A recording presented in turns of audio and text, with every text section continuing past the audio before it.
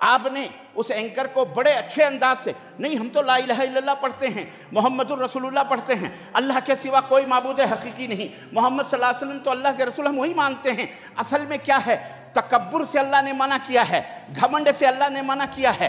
تو ہم اس لیے ان حضرت کی بابا فرید الدین گنج شکر کی چوکھٹ پہ جا کر ہم نے اس لیے سر جھکا دیا تاکہ ہمارے اندر سے تکبر نکل جائے، ہمارے اندر سے غرور نکل جائے، ہمارے اندر سے گھمنڈ نکل جائے۔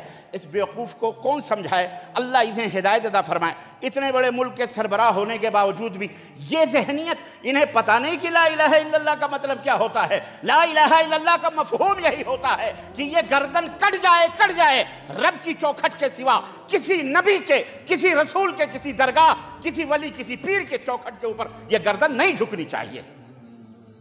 تم فلسفے بتا رہے ہو، تم عقیدت و محبت، یہ ہماری عقیدت جھکی ہے۔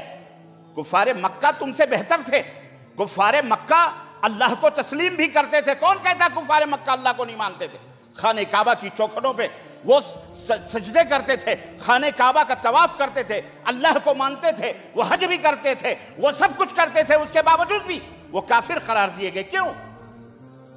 اس لیے کہ وہ اللہ کے سوا 360 بت جو تھے انہیں بھی حاجت روا سمجھتے تھے، انہیں بھی عقیدت کا مرکز سمجھتے تھے، ان سے بھی ان کو محبتیں تھیں، ان کے سامنے بھی وہ سجدے کرتے تھے، سر جھکاتے تھے، نظر و نیاز کرتے تھے، فریاد کرتے تھے۔ میں پوچھنا چاہتا ہوں، تجھے کسی مردے کی چوکھٹ پر سر جھکانے کی کیا ضرورت پڑی؟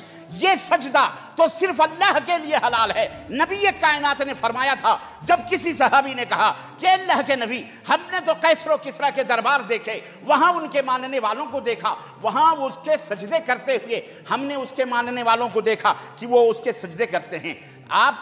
ہمیں آپ سے عقیدت ہے، ہمیں آپ سے محبت ہے، ہم تو اپنی جان سے بھی زیادہ عزیز آپ کو سمجھتے ہیں، اور ہم یہ چاہتے ہیں کہ ہم آپ کا سجدہ کریں، ہم آپ کے سامنے رکوع کریں، ہم آپ کے سامنے سروں کو جھکائیں۔ نبی کائنات نے فرمایا کہ اگر سجدہ اللہ کے سوا کسی کو حلال ہو، وہاں جا کے اس کے سجدے کر رہا ہے اور کہہ رہا جی عقیدت ہے، تکبر نہیں ہے، گھمنڈ نہیں ہے، فلسفے کر رہے ہو، اللہ تمہیں ہدایت عطا فرمائے،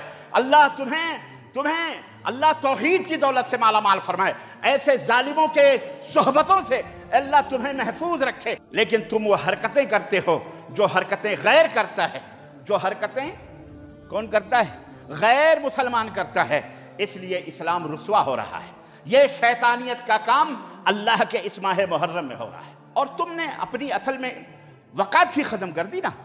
تم اپنے ہاتھوں سے کھپچیاں بناتے ہو، کھپچیوں سے تازیہ بناتے ہو، منارے بناتے ہو، گنبد بناتے ہو، کہتے ہو یہ تازیہ بابا، اپنے ہاتھوں سے جھنڈے بناتے ہو، علم بناتے ہو، یہی نہیں اپنے ہاتھوں سے دلدل بناتے ہو، پھر اس کے سجدے کرتے ہو۔ ان بے جان مردہ کھپچیوں، ابرق اور قسم قسم کے کاغذوں سے تم خود بناتے ہو۔ غیر مسلموں کی شبیہ بت پرستی اسلام میں نہیں ہے، اس لیے یہ لوگ فساد پیدا کر رہے ہیں۔ تم ایک اللہ کی پرستش کرو، تم ایک اللہ کے سامنے اپنے سروں کو جھکاؤ، تم ایک اللہ کی چوکھٹ پر اپنے سروں کو جھکاؤ۔ تم قبروں کی چوکھٹوں پر، مردوں کی چوکھٹوں پر سر جھکاتے ہو۔ یہی وہ خرابیاں ہیں جو تمہیں ذلیل و رسوا کر رہی ہیں۔